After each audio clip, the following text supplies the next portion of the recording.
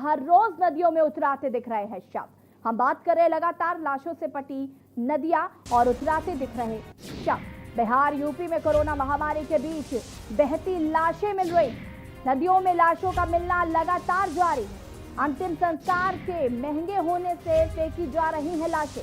Corona का डर भी लाशें नदियों में फेंकने का एक कारण है। लापरवाही के चलते लगा लाशों का ढेर, गंगा किनारे लाशों का ढेर देखने को मिल रहा है। बिहार के बक्सर में लगा लाशों का मजमा। बिहार यूपी में कोरोना महामारी के बीच बहती लाशों ने सिस्टम को चिंता में डाल दिया। नदियों में लाशों का मिलना लगातार जारी है और ज्यादातर वजह सामने आ रही है कि अंतिम संस्कार काफी महंगा है और इतना पैसा नहीं था कि लोग अंतिम संस्कार करवा सके, इसलिए उन्होंने लाशों को नदियों में बहा दिया।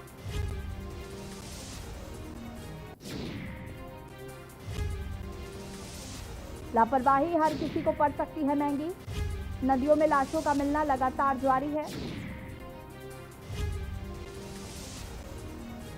और इसी खबर पर बातचीत करने के लिए सूफियान जुड़े हुए हैं, हमारे साथ अनवर रजा जुड़े हुए हैं। सबसे पहले अरुण जी, मैं आपके पास आऊंगी। जिस तरीके से लाशों का मिलना लगातार जारी है, उन्नाव में जिस तरीके से अब हजारों की संख्या में लाशें मिल रही हैं, उससे कहीं ना कहीं सिस्टम की नींद उड़ा दी है और सिस्टम की नींद उड़ने के बाद अब जब वो हरकत में आया है तो लाशों को दफनाने के लिए जो है वो बैन कर दिया गया है, विसर्जन करने के लिए बैन कर दिया गया है और अब कहा गया है कि भाई अब सीधे अंतिम संस्कार होगा, लकड़ियों की व्यवस्था हम कराएंगे। इससे पहले लकड़ियों की व्यवस्था नहीं हो पा रही थी, लेकिन जब लाशें उतराने लगी तो सिस्टम की आंखें खुल गई।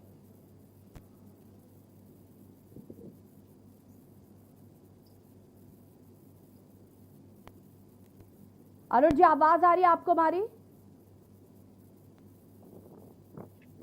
बिल्कुल सूफियान, अब जो लकड़ियों की व्यवस्था की जा रही है, पहले अगर कर दी जाती तो शायद ये जो आज हमें लहरती हुई लाशें मिल रही हैं वो नहीं मिलती। कहीं ना कहीं ये सिस्टम की ही नाकामी थी कि उस वक्त लकड़ियां मुहैया नहीं करवाई गई और क्योंकि काला बाजारी अपनी चरम सीमा पर थी, जो लकड़ियां थी वो बहुत महंगे महंगे दामों में बेची जा रही थी।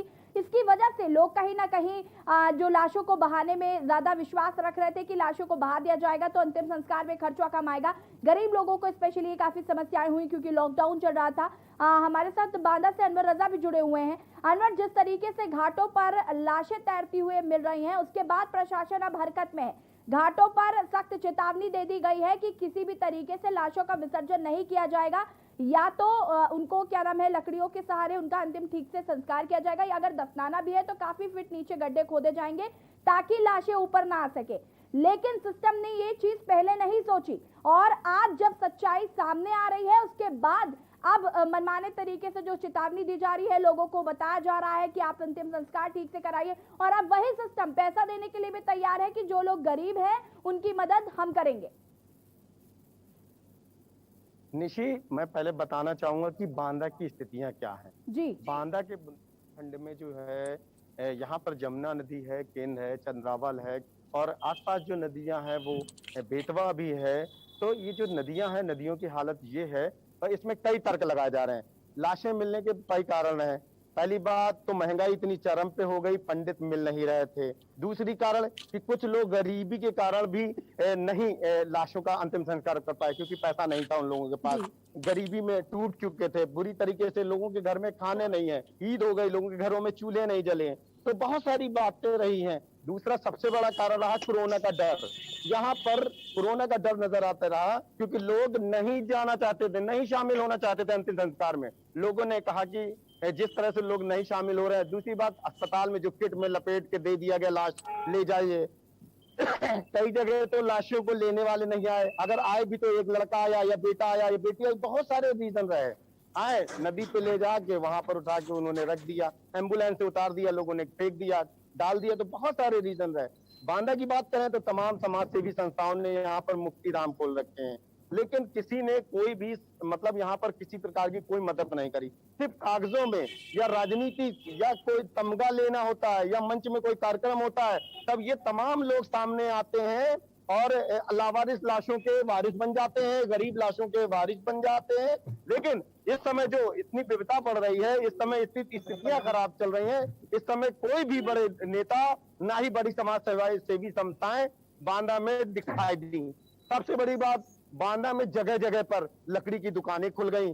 जिन जिन जगहों में, जिन जिन रास्तों में मुक्ति धाम है बांदा में, जिन जिन रास्तों में कब्रिस्तानें हैं, उन उन रास्तों में कफन की दुकानें चल रही हैं। मुक्ति धाम में लकड़ियों की दुकानें चल रही हैं। अंतिम संस्कार चल के सामान मिल रहे हैं। बता रहे हैं कि पंडित से लेकर नाई भी मिल रहे हैं यहाँ पर। कोई 5,000 का पैकेज बता रहा है, कोई 10,000 का। तो ऐसे में गरीब जो है, गरीबी जो स्थिति है गरीबों की, वो कैसे इंतजाम कर पाएगा?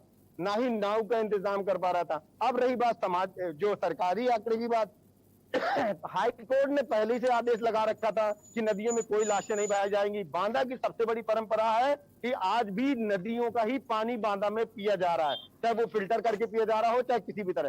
सारी नदियों का ही पानी पीते हैं लोग बाग। बड़े बड़े प्लांट लगे हुए हैं।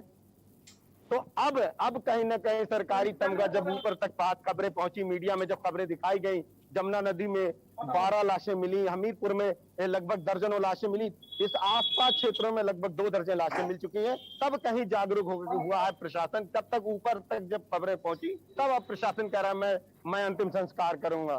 फिर भी अभी कोई ऐसी व्यवस्था दिखाई नहीं दे रही है, ना ही किसी ने ऐसा कुछ कहा आगे बढ़कर। बस कागजों में और भाषणों में चल रहा है।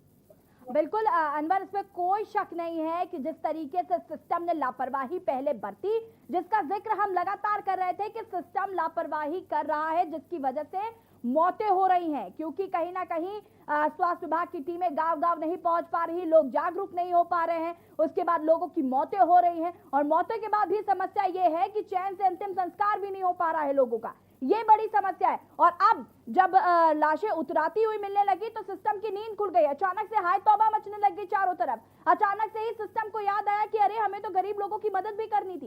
इस तरीके की स्थिति हो गई है। हमारे साथ अरुण जुड़े हुए हैं। अरुण, मैं आपसे जानना